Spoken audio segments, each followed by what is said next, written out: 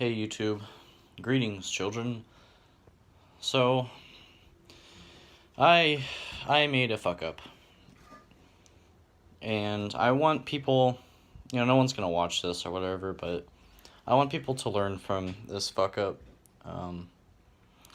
So, basically, I crashed into a pile of wood maybe a week ago, sideways, and I broke a flywheel, engine cover, and a pull start. I just got my flywheel today, and I don't have any special tools to, take off flywheels or, put them on, do whatever. But I want people to learn from this. This is not, I know the title is, something you should know if you work on engines in general, or I don't know. This applies mainly right now to small engines.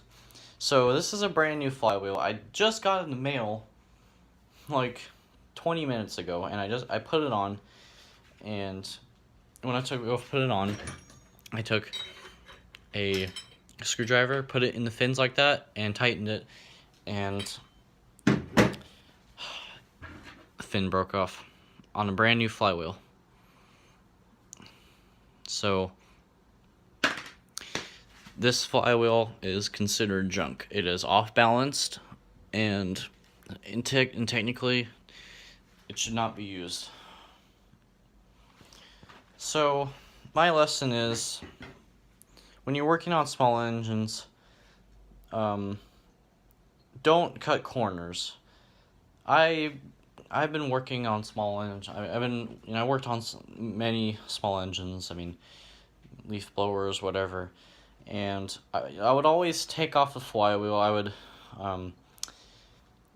would just do the trick where you put a nut on the end of the shaft on there and hit it with a hammer and pull, pry with a screwdriver, and that pretty much works all the time.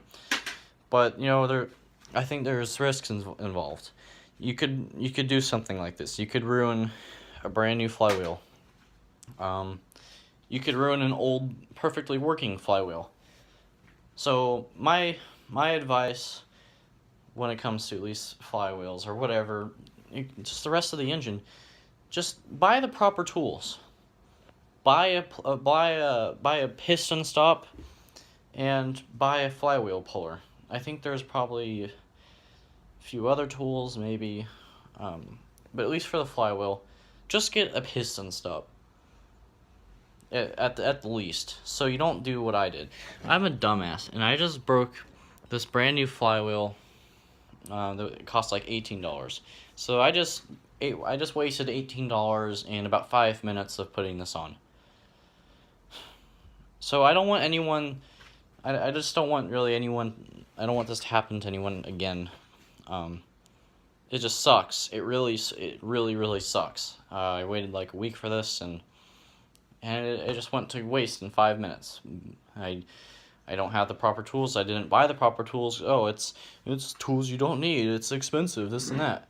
Well, it turns out, if you don't buy a piston stop, how the heck are you supposed to, how are you supposed to tighten your flywheel down?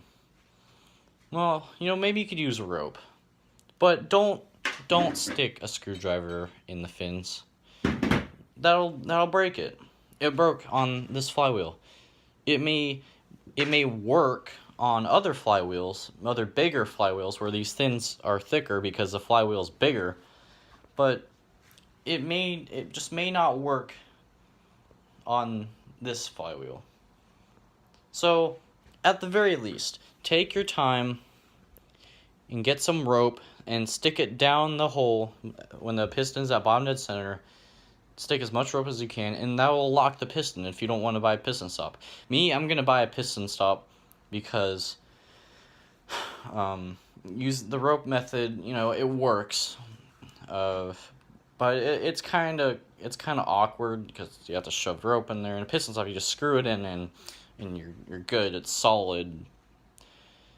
So when you're working with these flywheels, just use the right tools. I would, at this point, I would just recommend just buy a piston stop. and buy a flywheel puller, whatever. You don't have. I had to have my dad help, because you can't just get a hammer and start banging on that. You have to like get an extension. You have to have someone hammer on it and someone pry at it. So you need two people.